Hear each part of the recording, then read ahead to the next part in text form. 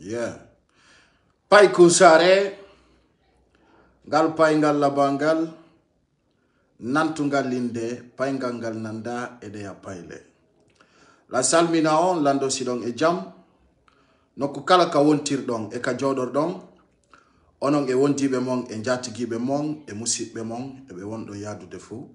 La huro on lando sidong e jam, no kukala ka wontir dong e sare adunandeng.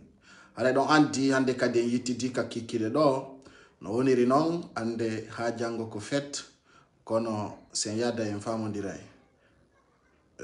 Très bien.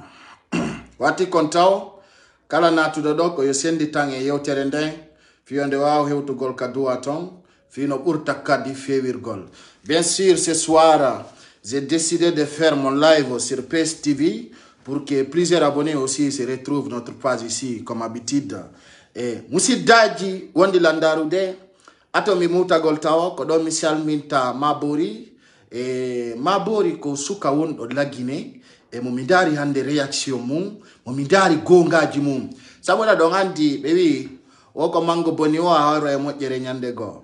Donc sergine ser compatriote si mi yewti fi makko ko yewtere wadi ko yewti ande mi tawi si siga makko no lutti lagine haray no wodi ka yitere pio sabuna mi piji bui kono ko mi Mabori wadi de yewtere donc quel que soit pédic sa position je vois aujourd'hui que woni comme méthode no méthode mo exactement c'est des hommes comme ça quand même on veut voir sur le terrain qui veut vraiment motiver qui veut savoir voilà bien sûr on avait une vision on avait un objectif qui est là déjà qui ne va pas nous faire ridiculer donc hande taw buy no ton be yilti toray baawo si ngadi si satti buy yilti toray baawo wada halaji da tudi wada halaji birdi inna kari waji ke lan hunde kari vous savez kon wadi esaiji din fo golle nyol pullo futa no tampina ko yaha yiltito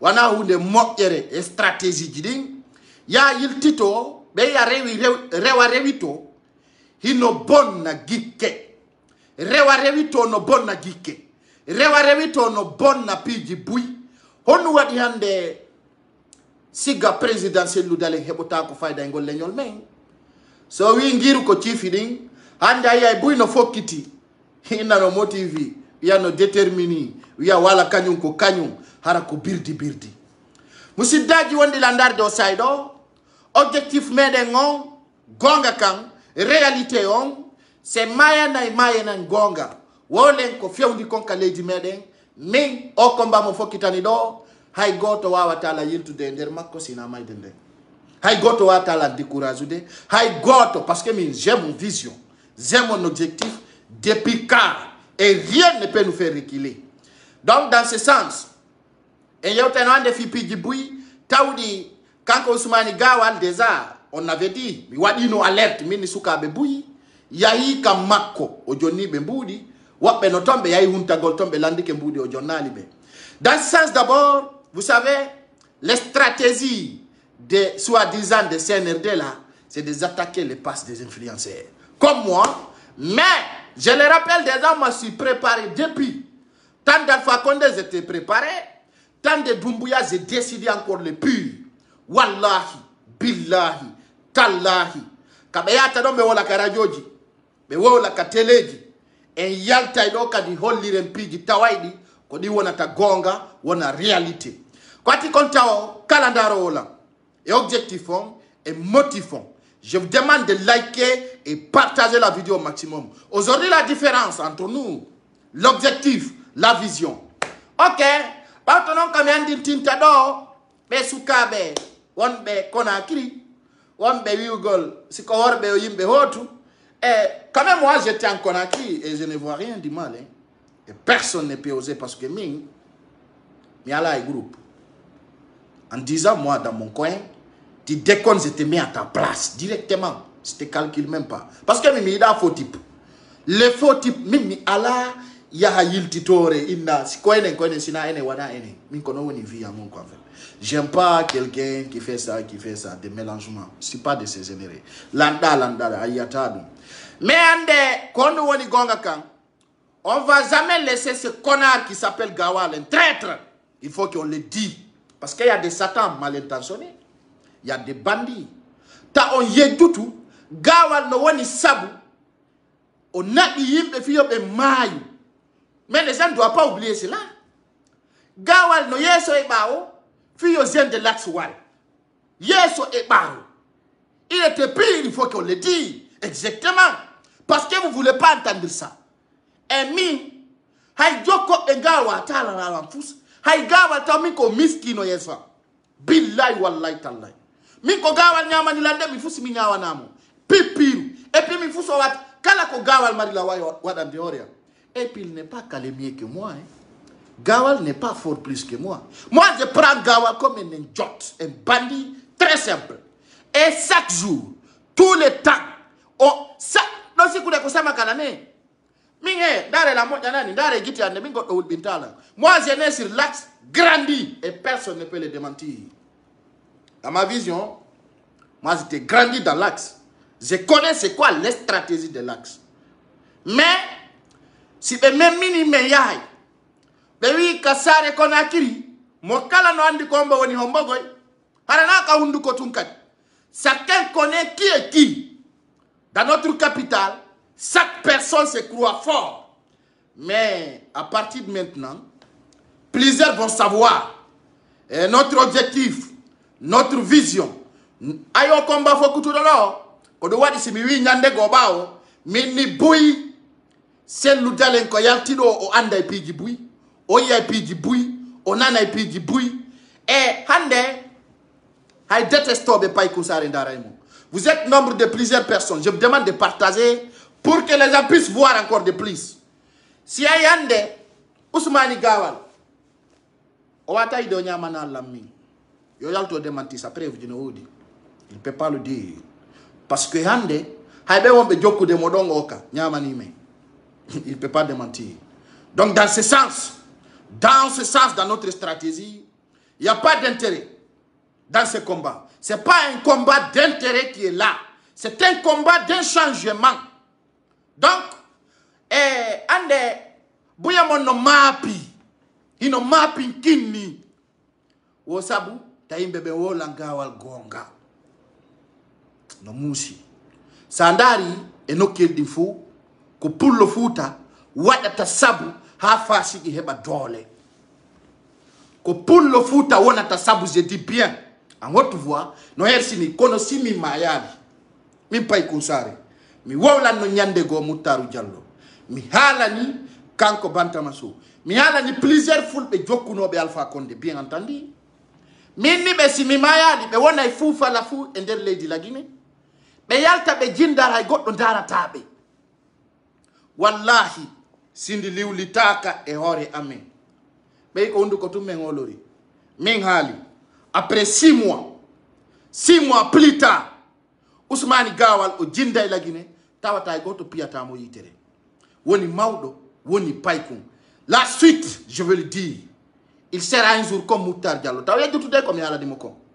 Yo maruka di o mandito. Pidi di o wadi vocal di stratégie de preuve. Tawata way o wawata yeddude. Kawre merci ya yimbe soutenu bemo. Tawata aujourd'hui qu'on est donc CNRD jettata wadira sawru pullo pia pullo hersina pullo liba pullo. Donc dans ce sens hande ndo fo ala mo contribuali ko dayden andi Ousmani Gawal ko jattudo be mulam fo no andi c'est clair et net. C'est lu dalen patienti inni jonnemo e jonnimo hande wobbe warama fiya Ousmani Gawal wonu député innominal Gawal. Tout le monde le sait. On no wadani Gawal, wadan non l'école, ko wadan non lawol. On no wadani yo, sina fenande. Sina fenande. Dans ce sens, le traître Ousmani Gawal a tenté aujourd'hui son objectif, son vision, parce que ande be joni be mbudi. Fi uddukol hunduko ji be ben fi tadum wowle. E comment wowle? Comment hale? Menen men hala ni no Alpha Condé. tanka Ousmane Gawal no ka kaso ko menen yalta no wiya jama ngi tumbudi na banamo video jiri no wodi go goto supprimaka video jiri no existe. C'est pour cela il y a la Guinée mitona jungo goto lijata personne, je dis personne, woni ka officier, woni ka sous-officier, woni ka ministre, woni ka député jo mi ngande mi dogana goto e mo personne. Hande comme yay ko la Guinée fo, vous n'allez pas me voir dans un bureau de quelqu'un. Si tu es intéressé, tu te déplaces, tu viens, tu vas me voir. Parce que min position encore sincère, très clair. Ok. Il regarde non, mi andi tinna jama. Stratégie Ousmane Gawal on faut andi hande, c'est comment déstabiliser l'IFDZ. Quand on a une vision makom, fion nous tout simplement, je vous rappelle leur vision. Wana quand on a une ton, il y a Soule Tiangel, il y a Alpha Boubacar, il y a Mandian Sidibé, il y en a plein, il y en a plein. Mais leur détail viendra, le temps zizera, les meilleurs vont venir dire voilà, nyandego lungaluno, lungalano, wonata kan ko wonata kasare meden. Ane musique be Ousmane Gawal no jonni yimbe buy connexion ji yo be yenna parce que la halande be gonga o jonna buy yande prix de connexion yo be arbe ataka page men di be jitino mentalement de mburi be di fou stratégie ji di fop nokeli di fop et puissance ji di fou kono hande musiddo ampullo gagnon ma numéro 1 e der leydi la Guinée din ko Ousmane Gawal. Sois rassuré, ça c'est ma voix.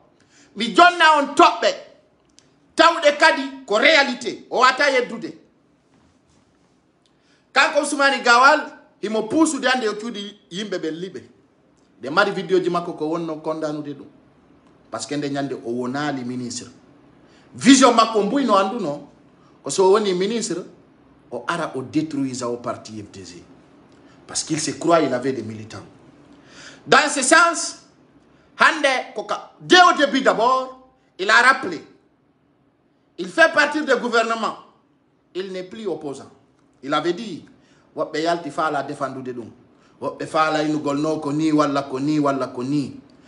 ce sens, les gens ont compris, c'est une manipulation qu'il a fait. Il a trahi tout un peuple. Na pour le tout, Ousmane Gawal trahi. Mettez le cœur et partagez la vidéo. Vous voyez les imbéciles mal intentionnés qui sont là déjà pour ne pas que notre voix passe. Vous voyez leur stratégie, leur méthode, leur diabolisme dans ma voix. Malgré que vous vidéo. Vous ne pouvez pas. Si on fait la tamping, on va wata, on va wita. Dans ce sens, chers Guinéens, chers compatriotes, Ousmane Gawal ande, moi accompagne de Woulina et Fulbe. On accompagne Pia et Fulbe. On accompagne Wombe Libu de Tchoudi Fulbe. Malgré wonika diaspora ko intellectuel ande mo accompagne de fiyo diaspora wuline dun no fon yi on susta alude si dun non gasi e no coup d'état transition mo be joddini on un coup d'état transitionnel jonno endero coup d'état transition do wata on yejjutu kadi ko Ousmane Gawal woni ko détruise o vision CNRD bato ka be récupérer bedo dans leur stratégie kono e jama Bewi tandaru nyari kanyantagol. Wallahi, billahi, tallahi. Si ta fala holoda, si ta fala atado. Ani nyande go biwi no e vidéo. Je dis, tout le monde paie quitter derrière Cellou Dalein. Cellou Dalein seul devient président. Cette vidéo existe, hein? C'est clair et net. Dans ce sens, hande o yidun do no fewndori kondo woni yarude.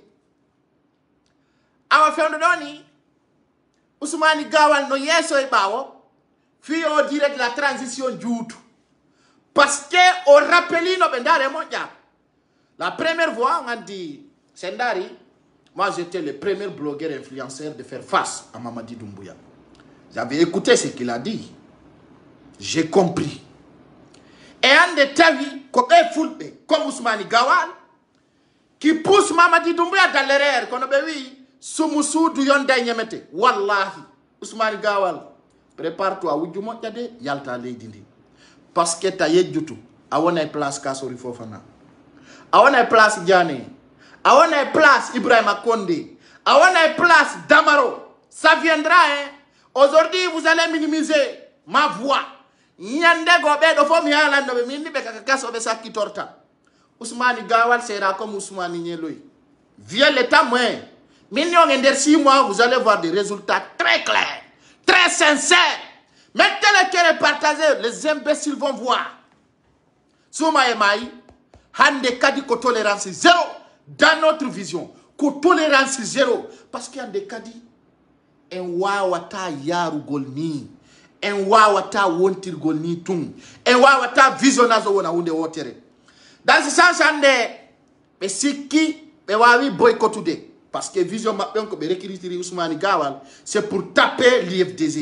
Et n'oubliez pas, Alpha Condé avait dit il va déstabiliser tous les partis politiques en République de Guinée.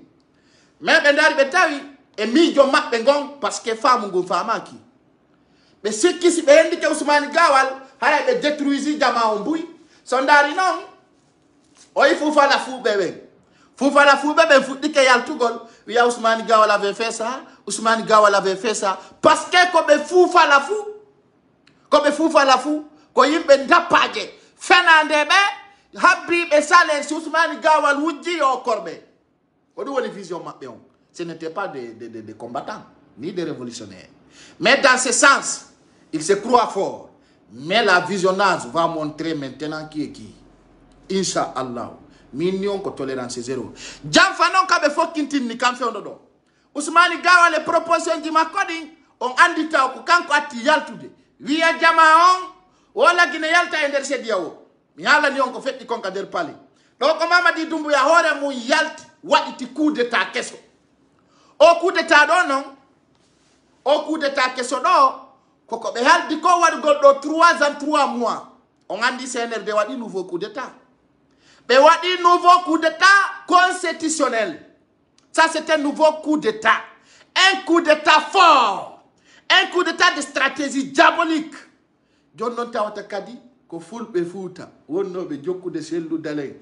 Kella. Yata joka Mamadi Doumbouya ore fenande. Parce que vous n'avez pas la vision. Kodo wadi, fino pullo lamora la Guinée, ino yurumi.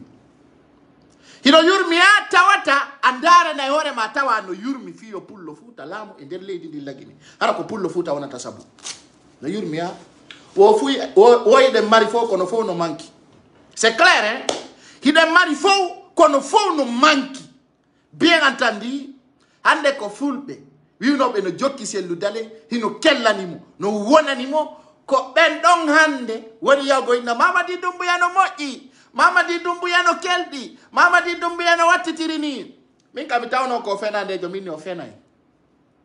C'est un menteur, c'est un démagogue, c'est un traître. Maintenant, il a fait un nouveau coup d'état. Cet nouveau coup d'état, on avait mis alerte. Mais ni on coup d'état waday. Coup d'état non wadi non Johnny. Coup d'état pour moi, ils vont tuer des militaires. Ils vont tuer certains cadres. Mais leur coup d'état était mis. Coup d'état maɓɓe on waɗi complicité janɗuɗo. Coup d'état on waɗi non joni. Coup d'état mo habbino ɗen on o waɗi. O coup d'état constitutionnel waɗɗo ɗo non ko coup d'état hawniɗo. Coup d'état oɗo no ɓuri waru hoore. Je vous demande de partager la vidéo pour la sécuriser. O coup d'état ɗo no ɓuri waru hoore. O coup d'état ɗo ko coup d'état dictature. O coup d'état ɗo coup d'état manipulation. Coup d'état birdi. Johnny non au coup d'état do me validata. Coup d'état le 5 septembre dum ko mi validino. Lagine fo wonani. Awano ngayo coup d'état mado. O coup d'état do Mamadi Doumbouya jakay mo. O coup d'état mo wadda do a jibi a yarak. Parce que coup d'état on do ari o coup d'état da men famal. Donc men wonanoma men kellama. Johnny non a wadi nouveau coup d'état. O nouveau coup d'état do wadda mo. Awa hede mo janon jama.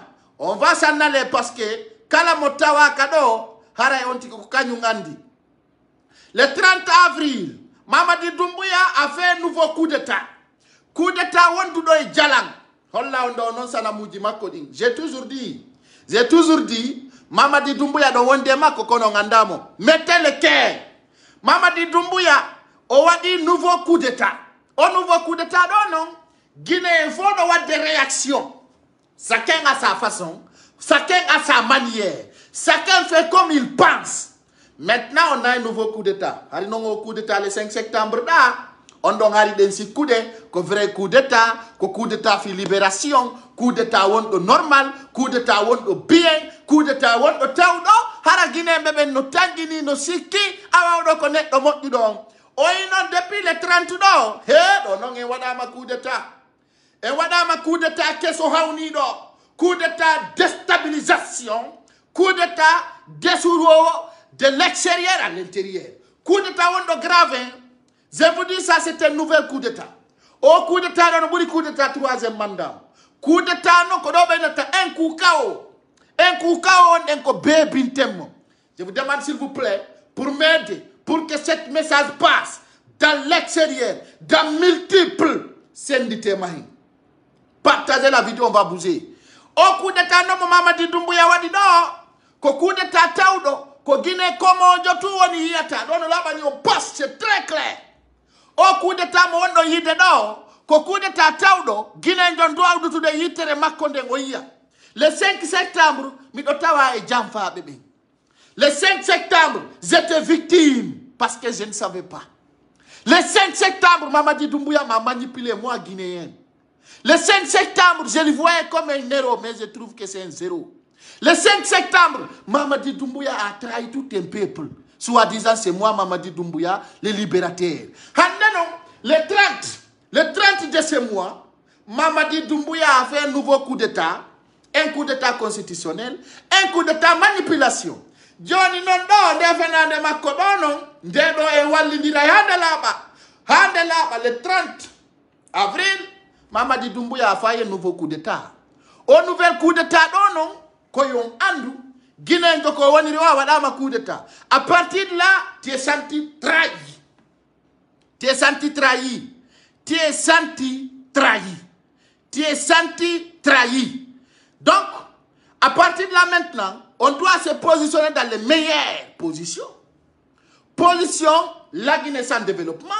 Position, la Guinée dans le chaos. Position, la Guinée les 5 ans, les 30, on ne faut que 0. Haranon, Jama, Andi no wadi konfamali. Bueno si kude, mede monani Ousmane Gawal. Kono yeso do seda, Ousmane Gawal ande ko mene woni mo wolande gonga.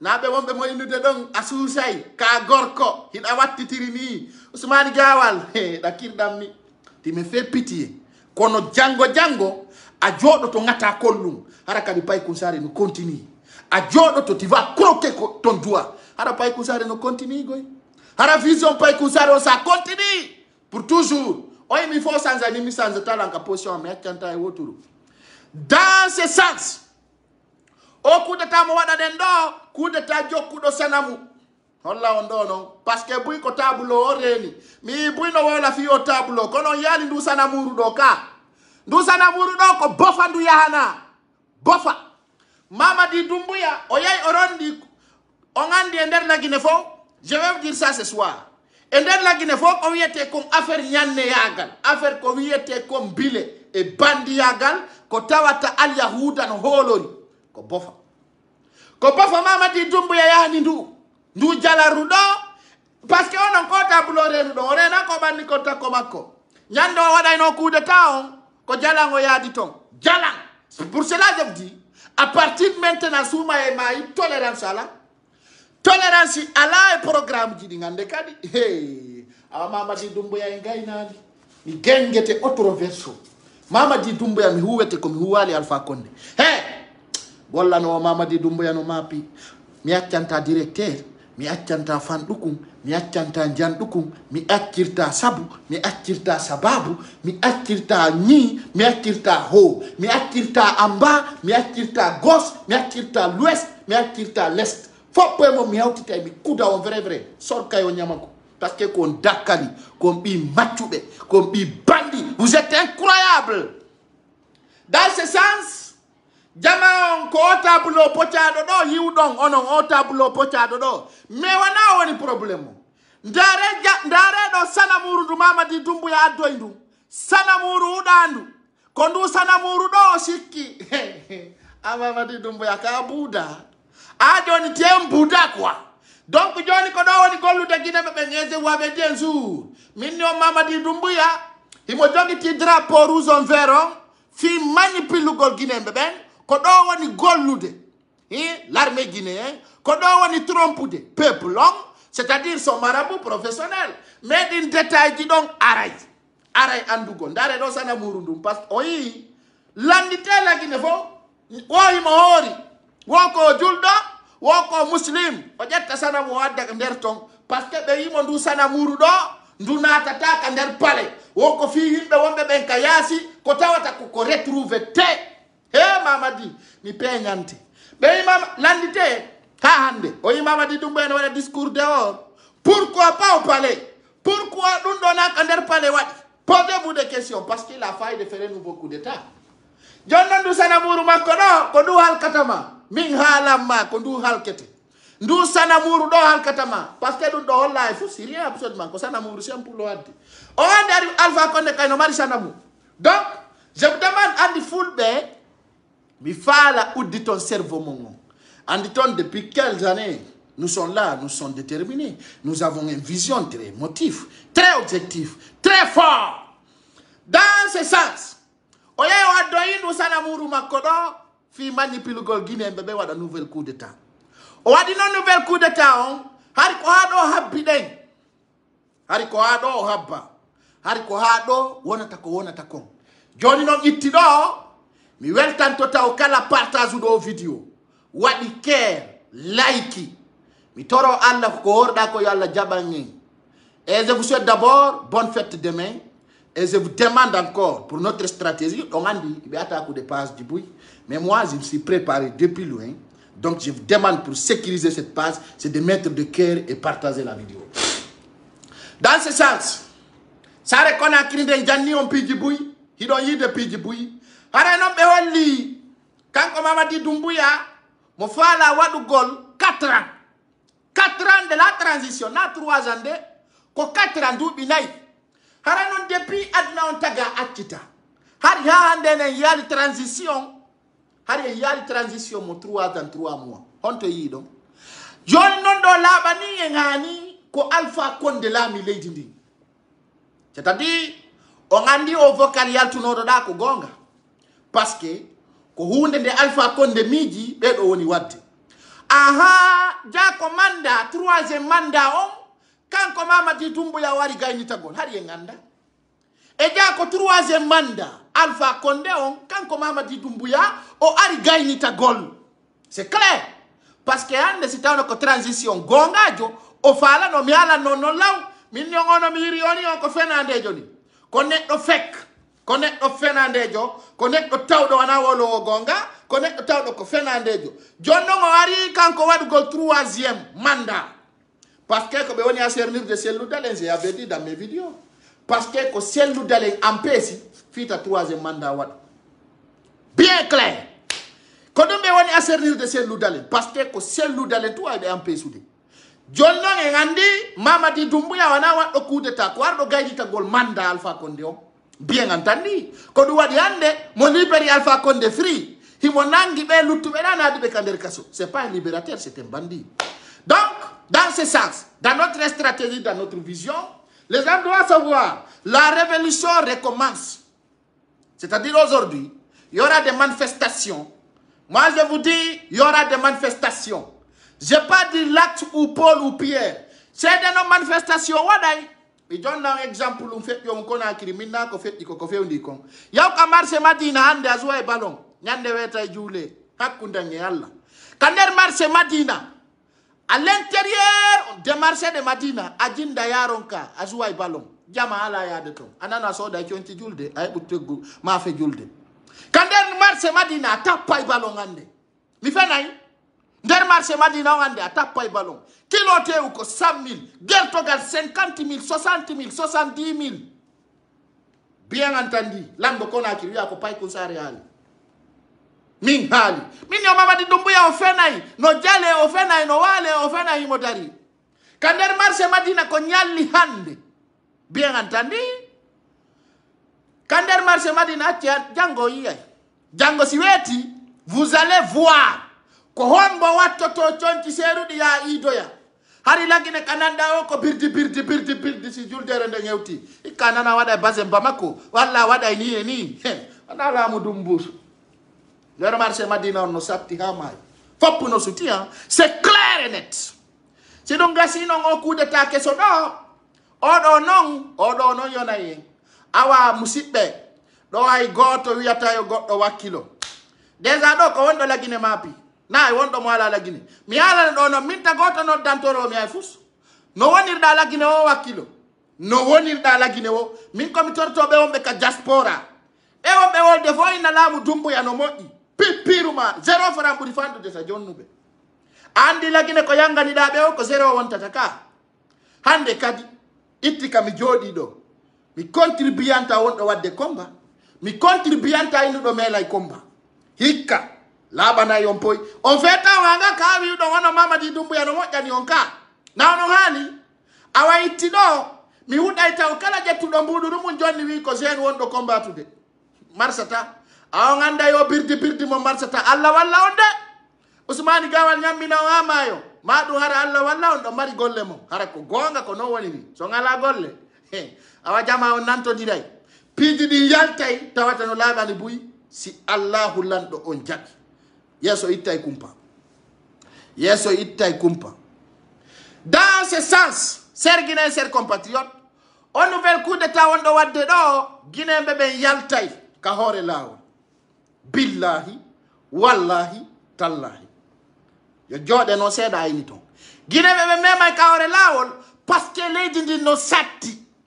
Nyamete ala piji din no ngadi ko marda wono fandi jama on yaltay lando département Mamadi Doumbouya hay sinale 5 jama on yaltay lando département Mamadi Doumbouya do ane on to dum fuddorta ko kankan dum fuddorta ko kankan woni ko fuddata wadgol grève jidi e der kankan wada grève manjana wada zere kore wada on yiyay Futa non be wona be nyojede wiya ko Allahumma salli ala sayyidina Muhammad rasulli wata on yaltu wata on wadu gere wallahi on wadali gere habe libi ciudi mon din Konakiri jentela moddana non on wadali gere ha ciudi mon din libama Konakiri on yi ka est ce que on ala nanoka be libi ka porora on wadali gere be libi kipe on wadali gere be libi sudu selu dalen do on wadali gere o be libi ko lo mayrato ma on wadali gere aw be fokkitani cimentière ye wali dara on wadali gere joni be ya mamum be liba be ya pita be liba be ya dala ba be liba be ya lape be pita ciudi lady jode croissant bala mo wi am nous on grève pas nous on se manifeste pas kanka be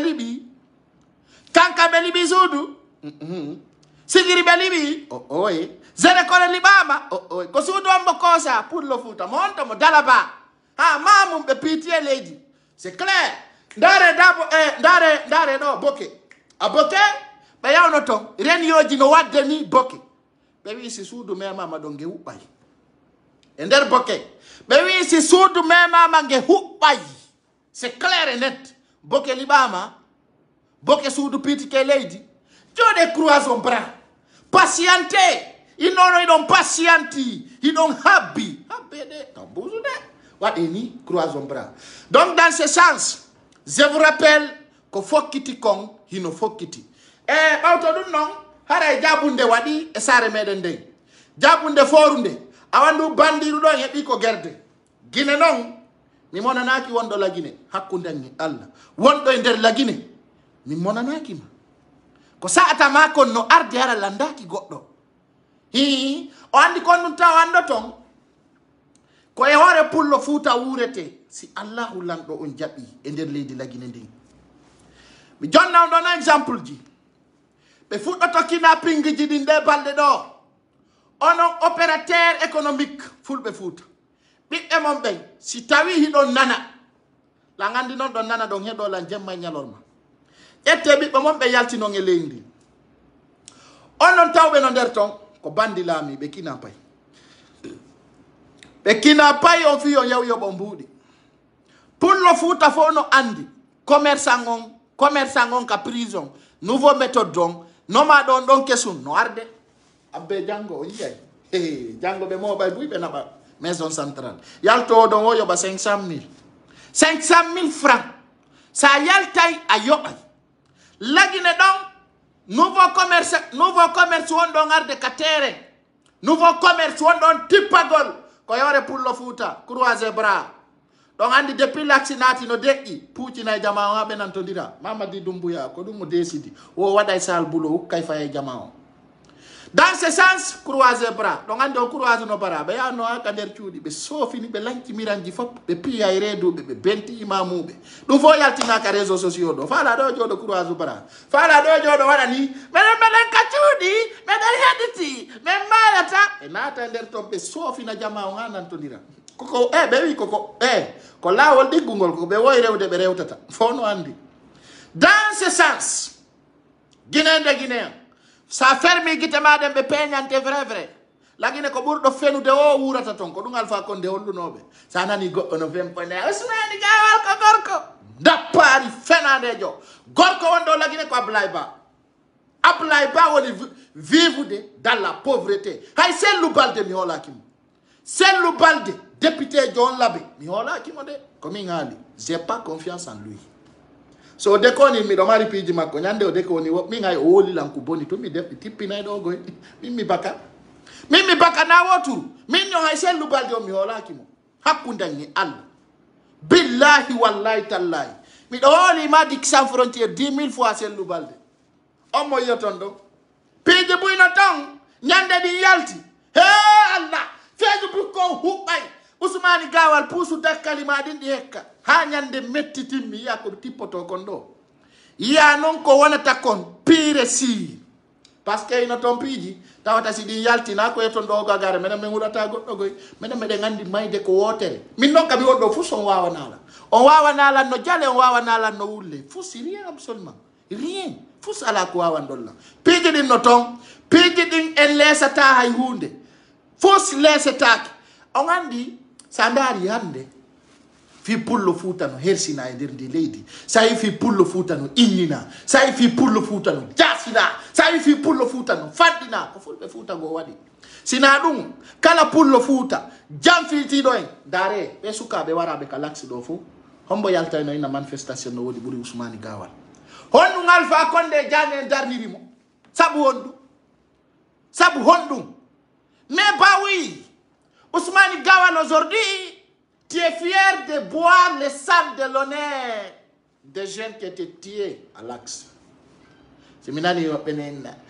Me wara amado, même piyama be o be wadde o birdi fo ay ngadi lagine tombe seku no be yalti leydi ndi be dogi leydi ndi be dogi ri jamma wadi birdire ko do simido simi o birdi mo ngara do kirdala hakkude Allah birdire et c'est qui be yalti boy do doguno lagine boy. Donc dans certains moments il faut que des réactions flagrantes awa jama be wi awata yidudu dedido be fo be wonane hunde wotere ko fenande woni der do ok joni non o coup d'état mo Mamadi Doumbouya wadi do ko coup d'état hawnido coup d'état wondo très fort coup d'état tawo kadi e yo jama on famu ko coup d'état tawo no woni grave ara non fiande do mi andintin now o banque wiete do IBA je m'excuse IBA haray jama on bebondirno ton hanki moƴƴa fi kalisi haray do mi haalanno opérateur économique fof e vidéo ji am feƴƴuɗi ɗin min ni kala ƴettuɗo mbuɗuru mum naati ka banque a naati e tana vidéo ji no woodi wonde en preuve en ligne ɓe ƴetti mbuuɗi ko woni kon ka banque ji fof fewndo ɗo ni si haaju ma yani e 30 millions a henndotako si haaju ma yani e 20 millions a henndotako gouvernement on ƴetti mbuuɗi ko woni kon e banque ji ɗin fof nadoy ka banque centrale ko fo biye tu woni lagine fewndo do e ndare do nani regardez e ino jama ndare o yi jama no ranga e ino mbudi ala e banque ji di mbudi ala no jale mbudi ala no fese mbudi ala kala jettudo mbudi rumu nadi e banque hetta nyala ni onde andi jama on hala na e jemma nyoro ma bimbe kiki de ara be sikkude ko sama kala awa kala andunoɗo no mari mbuuɗi e nder banque lagine yaw hetta sa hettali ava babbo do seeda anana inde mbuudi anana inde mbuudi mbuudi on a memata parce que fof ɓe ƴetteɓe naɓa woni ni banque noy mbuudi jattadi kala wiiɗo Lampaye Coussare t'es maudit, c'est ton père qui est plus maudit que moi. Je te tolère même pas. Toute une personne qui me traite de maudit, c'est ton père qui est maudit, plus que ta mère. Je ne te pardonne pas. Mingo birdi birdiala, quand vous êtes mal intentionné là, je renvoie directement sur vos pères et mères. Min sokaju de goy. Min attentai wotu. Min kala na tous les programmes d'année parce que Bemana Dumbuya, Bapamana Ousmane Gawal, Bemana Ousmane Gawal, kono yiru dani Ousmane Gawal kono yiru demo. Ça dit tu sais comment konga ukidoya directement tu parles de mon nom, je renvoie directement sur ton père. Ah Ousmane Ondara sinoveli. Mimi sokaju de ande kadi o birdi mo. Igol andi ane oto moko babe no ndaru de mimi sokaju de dum. Fala do ndara, fala do acca don. Fala do gentomo, fala ka o moba. Ko terra te. Gonga kam men hala na du yiddo nanugol e mo yida nanugol. Da do mi hala do ministre be fenande be ko be degazo. Mi hala ta do kadi hala jango mi ara mi rettifio de. Hakkunde ngi yalla si fena yalla waran. Billahi wallahi tallahi. Mimi hala ta do hala hande jango mi ara mi nabi do regretter. Rien absolument, je n'ai rien à perdre. Rien. Ça n'a été programme jandi ko lanchoto. Min mi do da ko lancho. Ko mi mari ko bona o ko horene. Rien absolument. Tu rentres dans mes détails, tu es mal intentionné, c'est-à-dire, mi wadante vrai. On se manon ben mandara comme on m'a con alande. Directement. Donc, quand ça rend la yen n'adore ben manodara donc. Tu me traites de maudit, je traite ton père maudit. Parce que min comme il y a dumbuya mardi problème. Ay non dandi dumbuya na bemma, dumbuya na nene gotoma, dumbuya ko bandi. Si taya hulali ayersali a défendu bandi mi tafata mi jakata mi. C'est-à-dire, tu parles mon nom, je rentre dans tes pères directement. Papier dit ben madi, miranzi na naibé douwa visa et bi. Hakunda yalla. Mi monate surface yangoe. O andalangoy.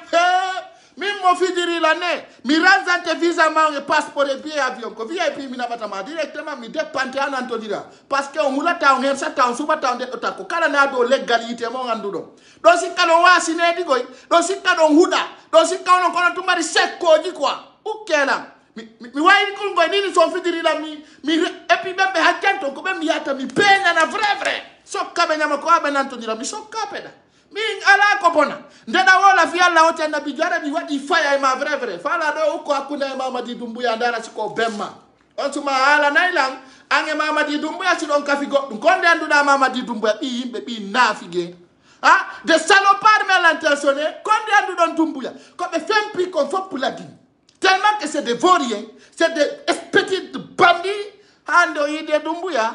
Ande dumbuya no di onko pale ay don anda. Ande on joda di mama di dumbuya ay ko yimbe fenanebe. Ha? De fake. Ay don anda. Ay kon forube.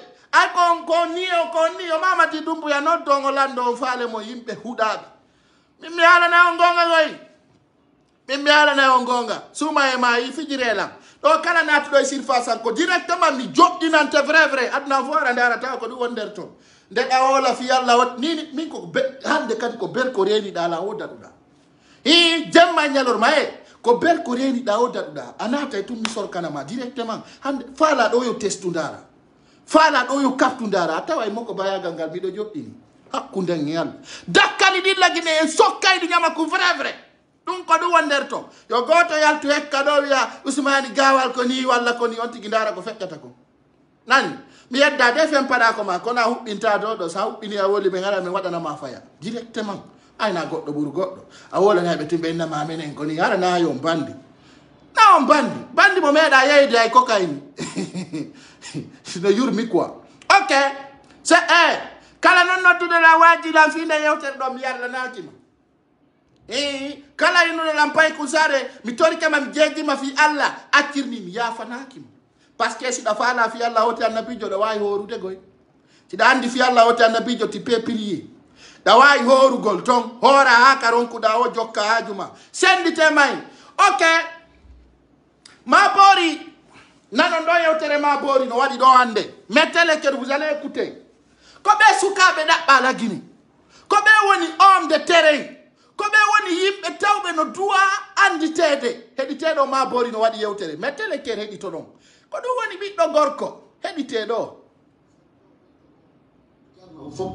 Janna kala militaire que c'est partisan du DMTG mo kala ko woni au fait tara ko andila no ko yura ko fokko andila toujours ko fioni ko ala andila jawao maximum partager au vidéo do fio wa hoitu ko do ape hoitu ko parce que be hoitu jawao parce que so hoitu be ko important mondo donc ala ko andila no toujours ko yura ko militaire que c'est partisan de DMTG be fokko kala ko woni woni pullo woni maninka woni soso landu ma toma o foppo do salmina do weltana do janna hay konat la page bon là do l'enfant de Kadia on a tiré maximum partage vidéo mo ya fo no signal ni jama o foppo ya fo ko fe no 17 suma yido e tori ke yalla tawne ko ata kali taw so dale woni Cheikh Touré ya e tori ke yalla tawno en dubi buy taw ko so dale la mi lagine ko dum tori de parce que il andi ane surpasse ita dani woni de yikakadi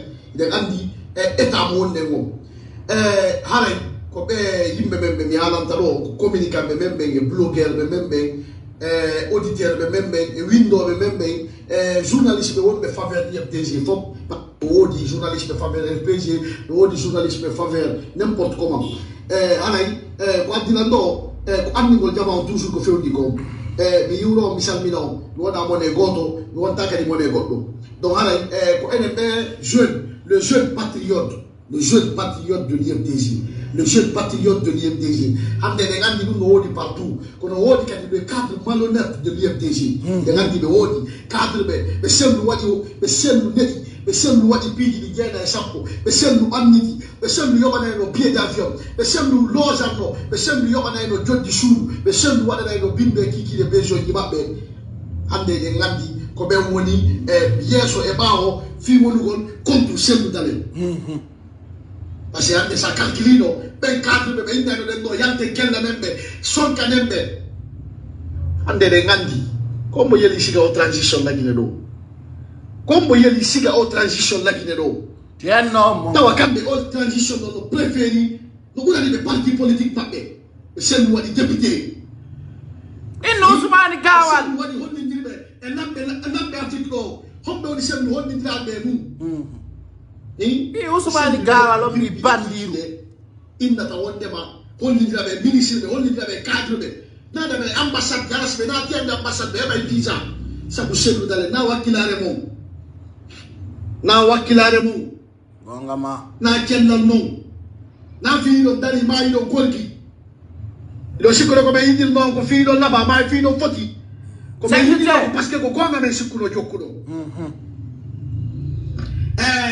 quand nous mettons dans le jamao on dit Paul et Pierre et yo be transition to force le même ego gonga ma on ministre on secrétaire général on directeur on conseiller faut pas sur le même ego c'est des menteurs c'est des démagogues asa on y a préféré yo goddo wonu contre lando ba wando ma ittudo ba ittu yankindo ba ko iwda to jow ittudo ba nokku ko abduma wadu ma député ko yebete a 25 millions par mois jonnu ma voiture auto de commandement jonnu ma chauffeur jonnu ma logement yobana ma taw ka an yaata jodo hande fi postum e fi miotu e fi ebbe pour que sena we taw ka wonta contre selu dalen Ousmane Gawal ko babba ko bimbe kikide ko ganja manijo contre fi be jaba won bata ko be selu o yaba be kadi himbe mbudi wonde ma bimbe kikide selu dalen c'est que si tu as le selu elmine si tu as le selu soke ma goddu he selu dalen c'est pas kasoni selu dalen c'est pas jane selu dalen c'est pas dawaru mene landonengo mais yidira selu dalen fi mo laba mais yidira selu dalen fi mo foti ko binda ene jeune patriote de l'IMTG ene jeune no de patriote dala ka be yobe de dala be ba de salaire e be ba ki be salaire ko wona ma o selu dalen fi goddu yodi ma o selu ko parce que wadi selu golle gonga ma fi anda de la acce jandi ngol yimbe be jandi ne lando be ngom jandi ne lando be ngol selu dalen jandi ne president be ngol selu dalen ande dani en tawi bebe ko shonkana no den do bimbe kikide e yante no do yede tribunal libéré libéré minangere le placard de dalo winda bande wonde wonde winda tolo ko inna libéré odo ande yi ko be woni yeyi ko len ko be woni contre men ko be woni contre lando men ko be woni contre ko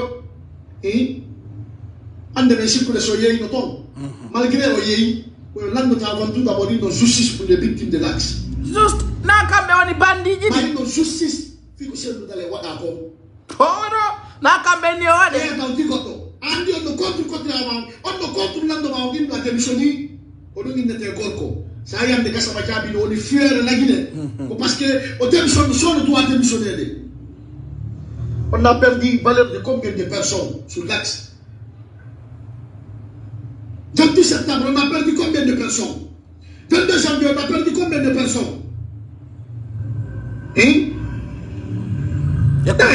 on va y aller dans tout temps on va y aller ko fi intérêt mom ko fi aussi le du monde marché bon salaire du monde hebo bitse mom hebo budi monde dede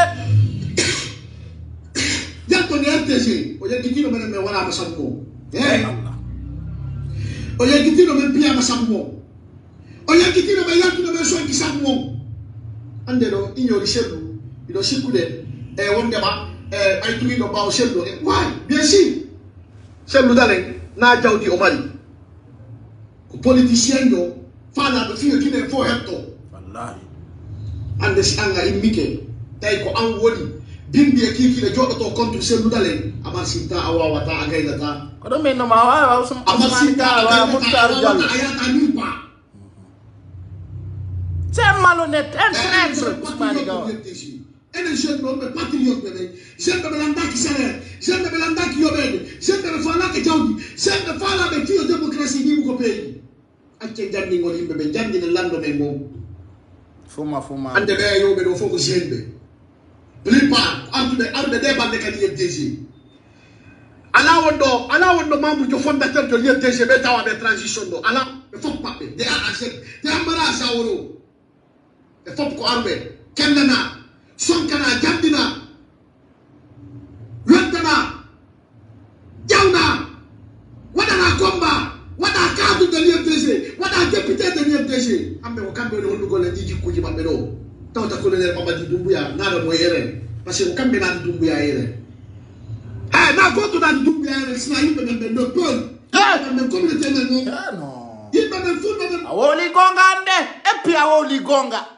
hakuna yalla pulo bi baba no yaka dumbere to manne selansi awoli gonga e pi awoli gonga bi wolo gonga no vraiment misi ko sika ma wonno lagi dere no mi do wali dani wallahi ne no ma bori ka bi gorko wobbe si woli be waday je te respecte vraiment je fais chapeau à toi parce que ande lagi ne ka fewndi don suka be buyno nodda jonna mbudi fono jandi ko be woni wolude ko gano wadini gano watitiri ni gawal ko pengamen poro Allah yida nafigi Allah no anyi nafigi ido bigo puma hakunde ni Allah ati Doumbouya ko be dadi Doumbouya yeren ko Doumbouya ari tuta nani yo wayno partage vidéo nono do ajindude ko pilo ngandi o yimbe be jangoni be ngambe mu be iltide be bawmu o wonde ngambe mu bimbe kikile ande ko be nadi Doumbouya yeren ande ko be woni bonde bawo Doumbouya tuti transition ko benen be wajiri su ko l'action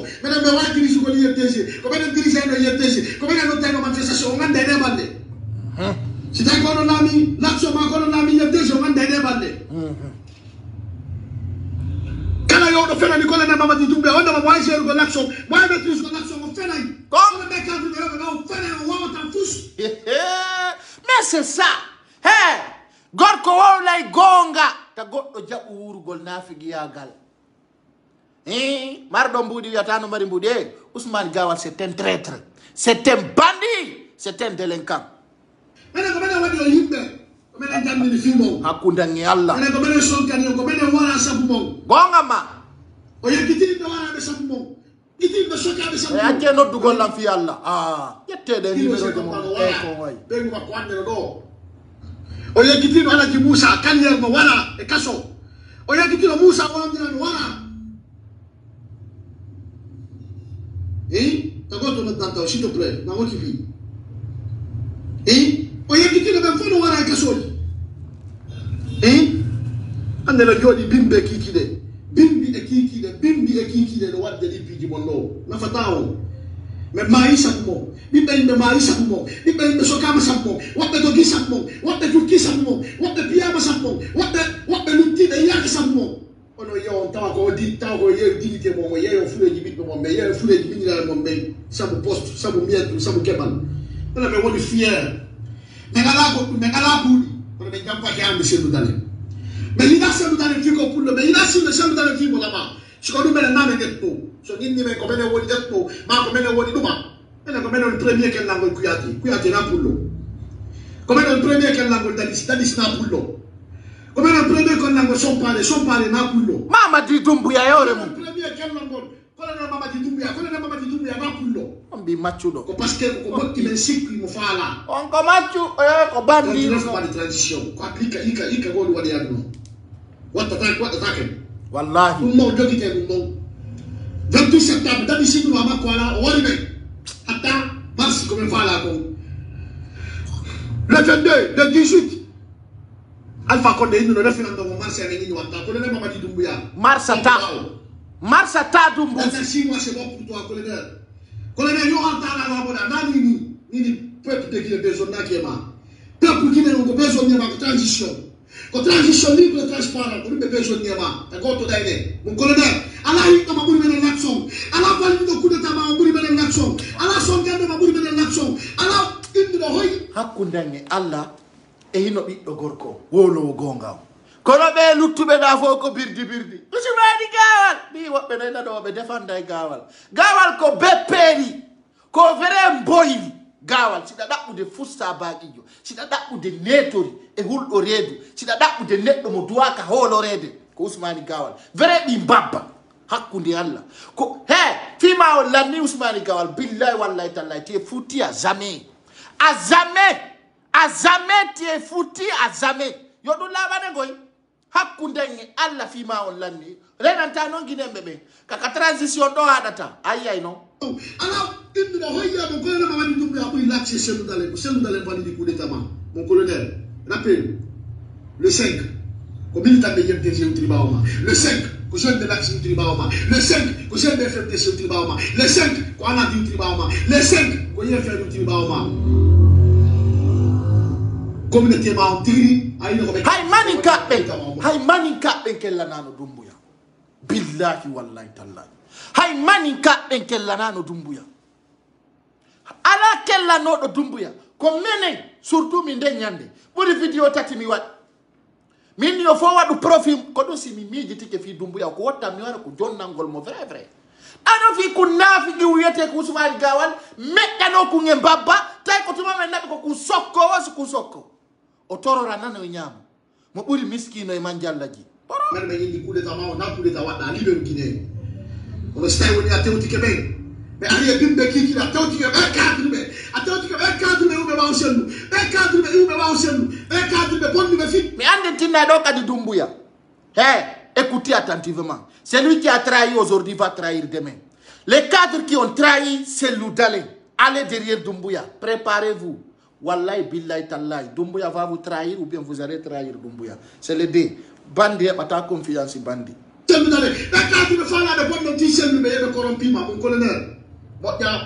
Mon colonel. Wallahi billahi ma bori mi halante. Ko wawda ko nangu golla soka ma nangu golla wara. Awa watala nado hita awa watala nado aljanna. Donc ben cadre be wonde yo IFTG ya tous be mokka. Tous be gaynata. Rene ɓaɓe fopp ko bandi Guinée Usmani Gawal ɓe yawɓe ɗo fof ko bandi Guinée surtout ko wiyete kum Sule Thiangel vrai porcititi min haali so yeddi kadi détail ji no woodi yaltay goy ko ari Sénégal ɗo mo lumile men no ɓawa rewde goɗɗo e mon ñeƴƴu wonde no tonkay no wiye wo ko Obama hoore makko nde no wiya hoore men subari tere rewa e feƴƴe hakkunde Allah yurmi ha. Tous toutes les gens qui sont derrière toi, toutes les cadres anciens de l'IFTG, tous les ne sont pas des cadres, sont des cadres mandjam. Il y a des jeunes patriotes qui sont là, comme Yom Tamagonga, mais on a mon égo, comme on le système on a no ngemu système al fa ko de mo jattu do mo wadi do système al fa ko de mo fa do mo wada ngol ko de Mamadi Doumbouya o wa wata gaso dum o wa wata barso Fernande enen yimbe membe communauté membo tagoto yendu maninka tagoto yendu soso tagoto yendu bersedo tagoto yendu landu majedo ko cadre membe holande men cadre membe kellande men cadre membe indina membe ko wonde cadre membe indina membe ko be suusi cadre membe indina membe ko be gaynata cadre membe wadde men ko be wonnade ko cadre bandi guine non cadre bandi guine vrai ko dum andirta be gaynta haaju ka be yayi o ko jidira be dabbata kala kayiɗaɓe kamɓe ɓe ɓaɓodiri e jiidira himɓe sinnino ko ɗum cadre pullo fuuta no yurmiya billahi walla talla ɗi wiyaɗi ɗo fo député e ɗuma ɓe ka yawɗa o non ko ɗum lagine siwa marso hay ka nder gouvernement CNRD ɓe kelodiri billahi wallahi talla miɗo andi ko mon kon alde buye maɓɓe ton ko keleyaje jokki nder ton c'est de vrai bordel c'est moi qui le dit fuɗɗori Mamadi Doumbouya goy kono ara piiji ɗi yaltay même minela yo nok jama heɓa woni on télé ɗano to woni téléphone huɓɓa mi ngalani on télé ɗano to woni téléphone huɓɓa billahi wallahi tallahi ko pay kusare woni saabu ha télé ɗani lagine téléphone huɓɓi si ta mahen no welde andi men yaltinanno ɗo damaro piiji ka o faala yeddude awa ɗo hay keɗeyaje ko jokkodira ton fuɗɗi kuyete ko mori kon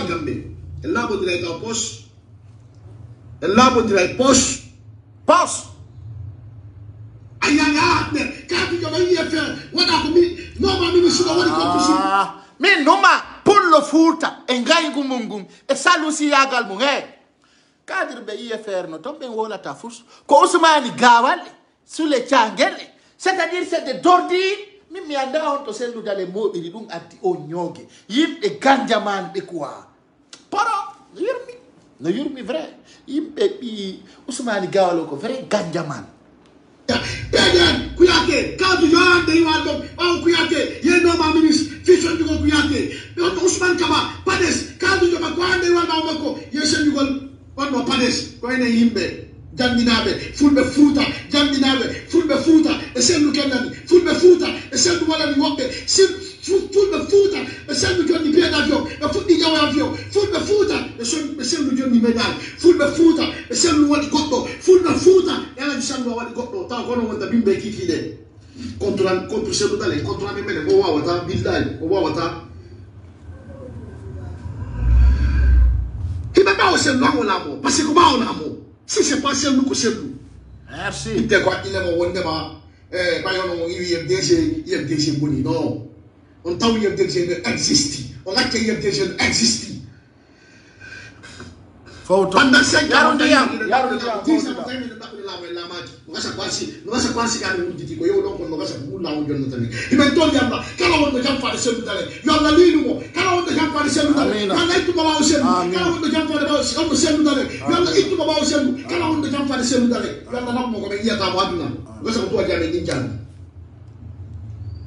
o yegiti be be wala be be jukki ne seppude ko lawol o yegiti no be yimbe c'est que woni no handicapé à vie o yegitino ɓiɓɓe yimɓe no soka maayi e kasoji o yeggitino woɓɓe no kellanno ha sonki fimon ɓen no maayino ni e kasoji non o yeggiti ɗum ɗo ako dugula ko ɗum amdutu ɗo siko jawdi men falano menen hande no men wi ono na ɗum ɓe yeeye taddinike amen ɗo Allah wurne barkina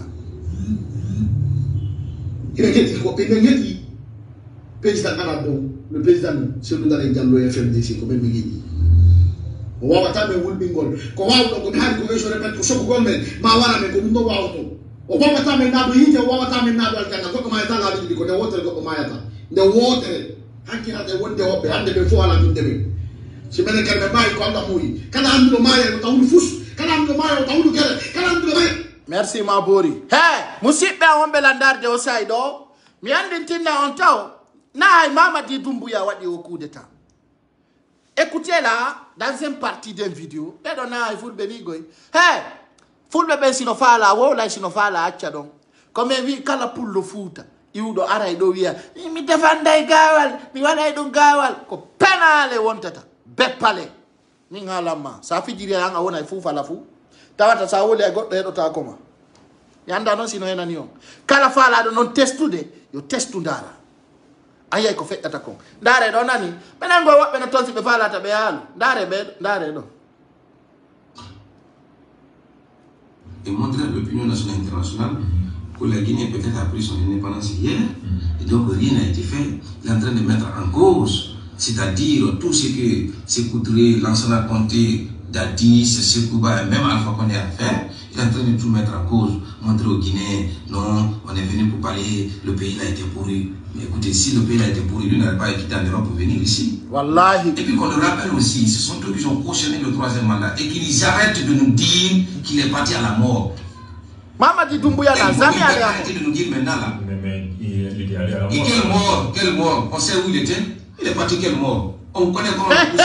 Jama, Fiona Kudeta Wadiri. Mamadi Doumbouya ko wani hekkude ɗo wiya yawno mayugol hay o alano to hay o alano ton kanko Mamadi Doumbouya landite Mamadi Doumbouya fiyon ɗum o sokkiri Ali o yaltini Ali ka prison o yaltinima force spéciale o naɓi mo ha Guéguédou pour quelle raison yaltay Mamadi Doumbouya ko min inni men peñante Mamadi Doumbouya mi harnete aduna Mamadi Doumbouya mi faaɗinante Conakry mi anda sino enamma Conakry à partir de 20h ñande wo ñande moɓodire he sa ala naɓa goɗɗo sendite Conakry fop RTG huɓɓami huɓɓinata ko min darete Mamadi Doumbouya gaynali goɗɗo kadi ñeƴƴa wiya ko ni ndara ko feƴƴata kon woni sabuma mi tefa min hay yinnuɗo no wonani Mamadi Doumbouya walla no weldi e welduɗo e Mamadi Doumbouya mi faalakama hay nodduɗalam mi kupay hay nodduɗalam mi sokka juuɗe ma mi faalaka ko iwri e fe Mamadi Doumbouya woni jan woni tana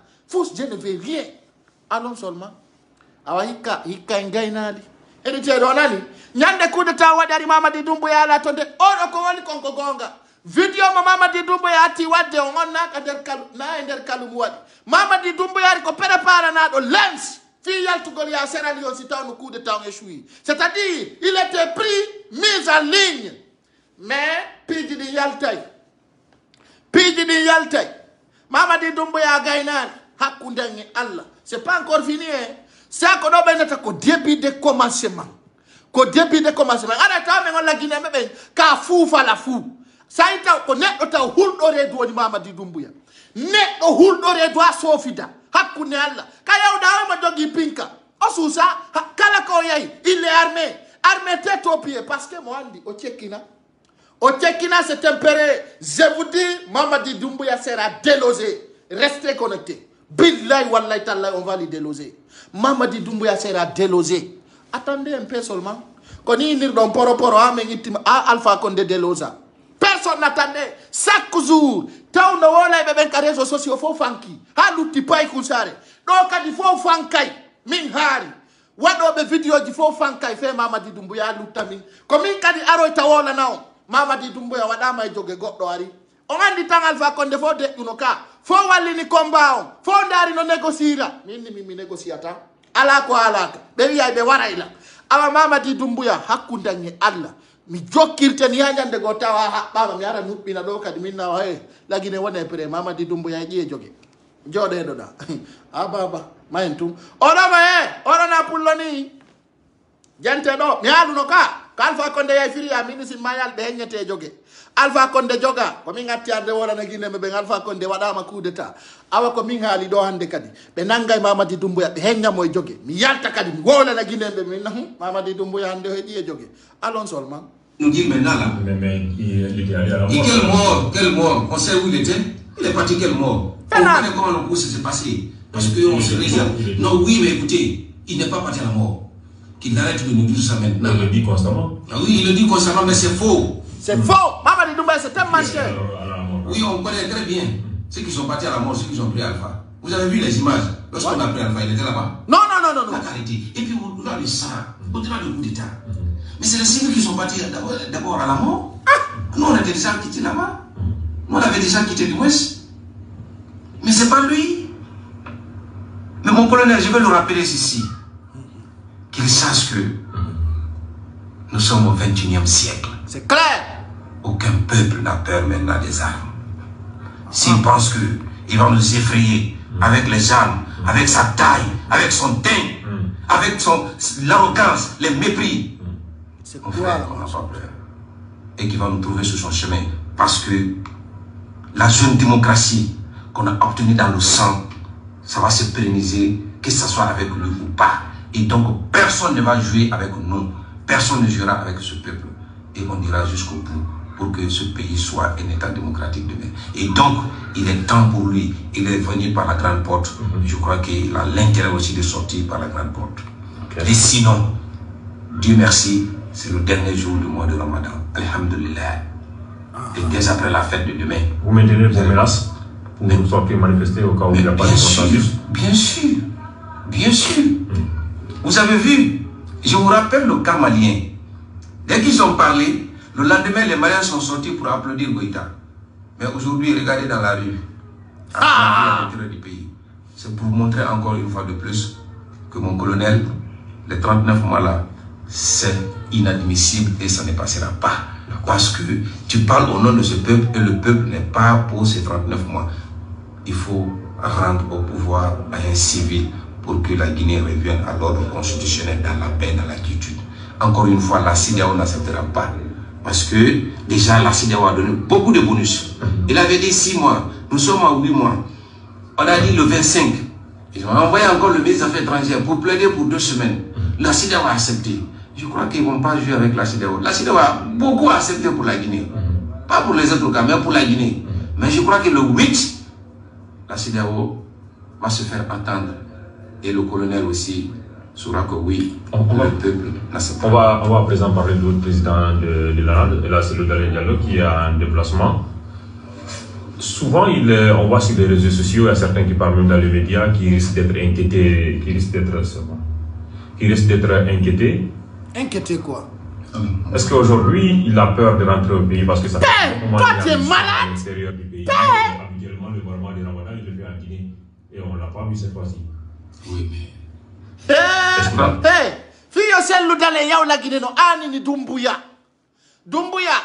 Ko 2 semaines woni ko CEDEAO okkuma. Min yon wallahi. Benabi ministre d'Affaires étrangères à Accra. Pour négocier pour 2 semaines. Vous avez bien entendu? Mi ala ni yon. Ousmane Gawal ko yalti woni da ko Dumbuya tapano mo tabal. Habbe, tay Ousmane Gawal ko do mi habbi. Ko de nyandi do mi yata nyeddo walla hekkowo wiya Ousmane Gawal yaw IFDG. Ko de nyande andoton ko hombo woni hombo. Wakilede wade porom para mongo andi ton do. Ababa. Ta mo mo felli tayiku no arde. No arde de minno lagine sofina embargo ɓurɗon feetude kadi ɓuray maali Bamako hakkunde Yalla lagine sattali koye taw lagine sattali taw ko ɗum waɗi simi wi ɓe wonɓe hekkude ɗo wiya Ousmane Gawal préparé hiɗon mari affaire mo wonɗe yaade hiɗe mari jente ɗo ha gasa en décoray ɗo ha labe sumaye mayi. Est-ce qu'il a peur de rentrer et se confronter à la crière? Non, écoutez. Donc, birdi. Par rapport à qui? Par rapport à quoi? Par rapport à sa gestion en tant qu'ancien ministre. Oui, mais attends. Je crois qu'il est guinéen. Et il a géré à un moment donné son pays. Pour ceux qui connaissent hélas très bien, c'est le Dalai Diallo. Il ne peut pas avoir peur de rentrer dans son pays. Il a de quoi? Un agenda, il est en train de dérouler. C'est pas la peine de les expliquer. C'est des journalistes maudits ça. Ça c'est des journalistes escrocs. C'est des journalistes satan. C'est des journalistes hikoka. C'est des journalistes payés. C'est des journalistes manipulateurs. C'est le Dalai Mojogiti Azanda Makonko. Dato Habio, la moto la Guinée. C'est le Dalai la moto la Guinée. La Guinée, fono jodi no ngaldi. Nous sommes pour Mamadi Doumbouya et même temps nous sommes pour IFDG. Parce que ils n'ont pas de vraies nouvelles de ces Loudalins.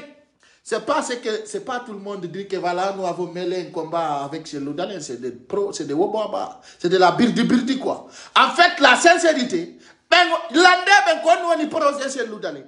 L'ande ben qu'on nous ala mo jot dinta do ande média. Depuis le présidentiel Loudalin Doubi Didi. Bien entendu, depuis quelques mois, les derniers 8 mois là, Minotawa et Kovi présidentiel nous donne ta ojabu yal tout les médias.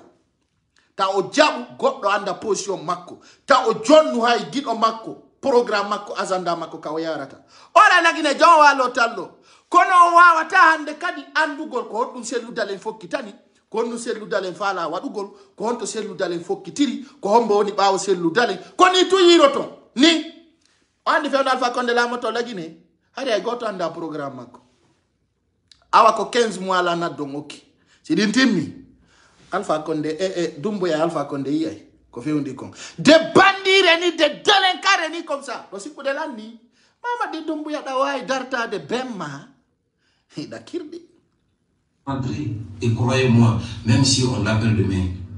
Et puis écoute, moi je crois que il faut qu'on l'affaire de Erguine là, moi, ça ne me fait ni chaud ni froid parce que je sais qu'il n'est pour rien. Et je dis à mon colonel, si c'est cet angle-là, c'est sur ce sujet-là que tu veux éliminer, c'est nous. Peut-être Sidia et l'autre, mon frère, vous vous trompez. Parce que non, ça ne nous regarde pas. Celui qui a vendu la Guinée, c'est bel et bien Lansana Conté qui était président de la République. Donc, s'il y a quelqu'un aujourd'hui qu'on peut vraiment l'interpeller, je crois que c'est le général Lansana Conté. Et il n'a qu'à le réveiller dans son sommeil éternel là-bas. Et puis on verra. Et il a dit maintenant, vraiment, à dire ceci, cela. Ah, il va celui-là, il va rentrer. Croyez-moi, il est actuellement à la Mecque. C'est son agenda. Et après, on verra la suite.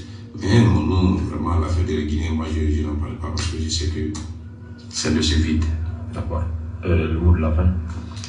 Bon, écoutez, c'est toujours les mêmes. Parce que nous aimons notre pays. Nous voulons la paix. Et nous ne voulons pas qu'on ait c'est-à-dire une deuxième transition comme on a connu en 2009. Et donc, je m'adresse à des conseillers, si c'est vrai qu'il écoute ces conseillers. Qui? Le colonel Doumbouya. Parce que j'ai l'impression qu'on est en train de vivre alpha sans alpha. Ah oui. C'est ça même. Tout ce qu'il est en train de poser comme acte, tout ce comportement bizarre, des trucs comme ça, c'est du alpha. Il gère le pays comme alpha. C'est pour ça que je dis qu'on est en train de vivre alpha sans alpha. Il y a certains qui vont jusqu'à dire que c'est Alpha qui a planifié ce coup, qui s'est reposé. Mais bien sûr. Non, ça, je peux vous rassurer. Le premier politicien que j'ai connu dans ce pays, c'était Alpha. Et j'ai travaillé avec lui pendant 2 ans. Il n'y a pas quelqu'un sur cette terre que je connais qui aime le pouvoir plus que M. Alpha Condé. Il dort pouvoir, il réveille pouvoir, il boit pouvoir. Ah bon? Il n'a rien appris dans sa vie si ce n'est pas parti. Donc quiconque te dit qu'il a planifié ça, mais Alpha Condé qui aime le pouvoir va accepter de l'humilier de la sorte. Non mais il faut être utopique pour penser ainsi. Alpha ne va jamais le faire. Il n'a pas planifié ce coup. S'il avait planifié ce coup, mon frère, un président qui planifie un coup, il organise un voyage à l'international et puis on fait le coup. Mais lui, on l'a pris, on l'a fait tourner dans la ville, vitre baissée pour qu'on le voie, pour dire que oui, il est avec nous. Vous pensez qu'Alpha va accepter ça? J'ai dit non. Et donc, c'est archi faux pour dire qu'Alpha a planifié ça. Non, Alpha n'a pas planifié. Le coup est venu, c'est fait. Mon colonel, il est temps pour vous de faire une pause. Vous avez parlé hier de l'assise. On sait comment ça s'est passé. La tournée à l'intérieur des commissaires du CNT, on sait comment ça s'est passé. Vous avez organisé votre fameuse concertation avec des partis qui ne représentent absolument rien, qui ne font même pas, c'est-à-dire quand tu prends l'ensemble des partis qui étaient là-bas, qui ne font même pas 5% de l'électorat guinéen. Donc encore une fois, si on vous dit, on vous fait croire que c'était les forces vives, c'était la classe politique, on vous trompe.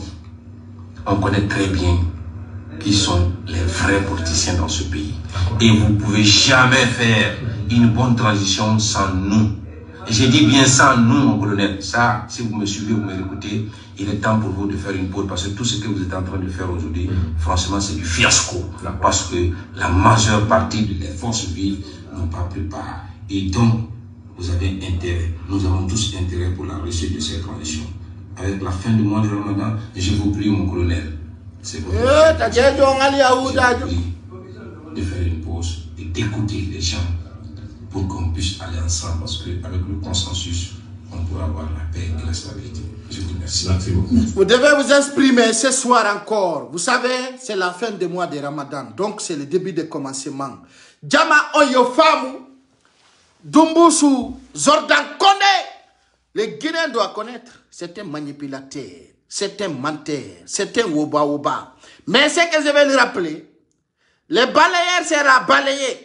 C'est un bon français que je dis, parce que je sais que vous écoutez ici. Moi, je ne te dis pas président, je t'appelle Zordan Kondé. Zordan Kondé, attentivement, tu m'écoutes patientement.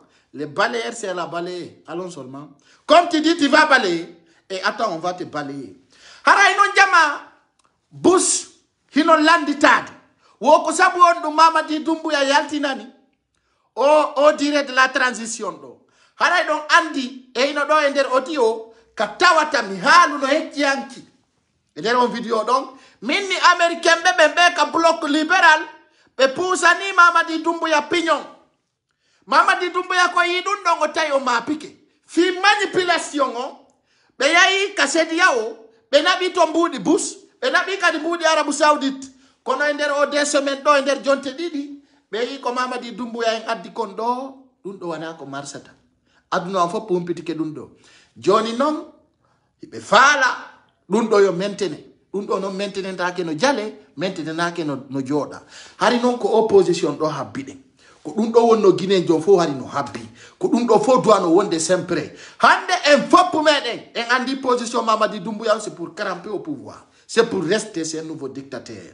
Donc enen ari hande nanali 3 ans 3 mois 4 ans de mandat 4 ans ɗum ko mandat États-Unis non haray noon sedi yawo yon andutu ɓe joƴƴinanay la Guinée embargo no woni feƴƴirde no Mali feƴƴiray noon la Guinée, c'est clair et net. Oɗo ko hawniɗo mo hawni ha hulɓini haray noon Mamadi Doumbouya kadi fenu no fenande hulɓininde o wi o artisi ko nawni kon fo o wallay Allah nawninayi artisi Guinée on habbe to Allah nawninayi on moƴƴa noon onon artisi Guinée on Allah nawninayi on vrai Allah nawninayi on ha jama on yiya anda on nawni haray artisi rugo nawni sendite noon ɗo yewtere nde woko yo jama on toranomo mbuuɗi ɗon kirɗi konno Mamadi Doumbouya wiwno on onon artisi Guinée on honɗum o wiwno on honɗum o wiwno onon artiste Guinée honɗum wiyano ɗo honɗum wiyano ɗo awa woɗo kayno nawni wod koyɗe ɗen no ɓuuti eynomo awa Mamadi Doumbouya ñawde o wino o ƴetta onon artiste Guinée o fo en charge de Conakry a yoomu eyno woɗo koyɗen no ɓuuti o aray ko yon wallitomo min gon noon mi wallitotako no jale mi wallitotako no fese artiste Guinée ay tumo wi onon ko birdi ko yolomo yalama on hettay wara woy be landi SOS don kirdi haray kadi e hebe stratégie forudo e nokkeli din nandin tinnaon fiondo ni lagine no satti ha handicapé ben no pirude lagine no satti ha fiondo do ni handicapé on no pirude. Je vais vous donner un vidéo exemple ko soso kadi wona wolede fiondo do ni ha handicapé ben no fala yaade grève ndare do nani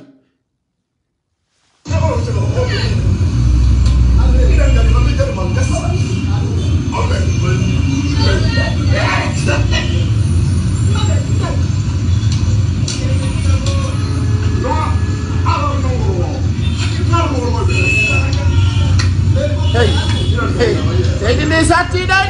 Ini handicapé on be bondira vrai. Orang andir kala Guinée ça ne va pas de.